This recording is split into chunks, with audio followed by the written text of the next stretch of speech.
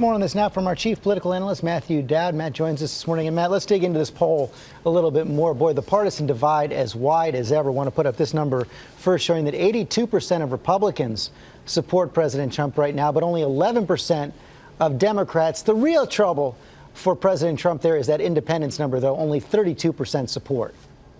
Yeah, George, and that independent number was basically roughly even, and now Donald Trump has a minus 27 net number among independents.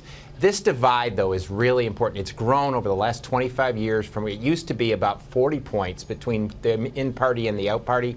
Now it's 70 points plus. That makes it a very difficult process for either side to get anything done, as divided as we are. And as bad a shape as President Trump is in, not a lot of good news for the Democrats either. I want to pick up the number right there, showing that only 37% of Americans think the Democratic Party actually stands for something, has an agenda. More than half say they're just standing up against the president. Well, we have Washington, D.C., where the president is unpopular. Both major parties are unpopular. Congressional leaders on both sides of the aisle are unpopular. And all the institutions in Washington are unpopular with the American public. As I said yesterday, it's a Marvel Comics movie where we have all villains and no superheroes. And not a lot of popularity for that health care bill either. You know, John Carl just said it could be put off now until September if it ever gets the votes at all. But this number really is stunning in the poll. Right now, 50% of Americans support Obamacare. Only 24% support the repeal, more than 2 to 1. Right there. It is hard to imagine really pushing this kind of legislation that is this unpopular. We've never seen that before.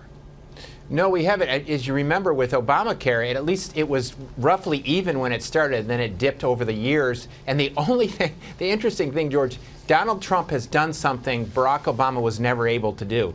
Donald Trump has made Obamacare popular, and President Obama was never able to do that. When you start this low, usually you only go lower, and it puts a lot of pressure on those Republican senators that are moderates in those states where people do not like this Republican proposal. Real quickly, you and I both served in White Houses. The 6-month point, usually a point where presidents shake things up if they're not going well. What's the single thing he could do right now that could at least start to turn this around?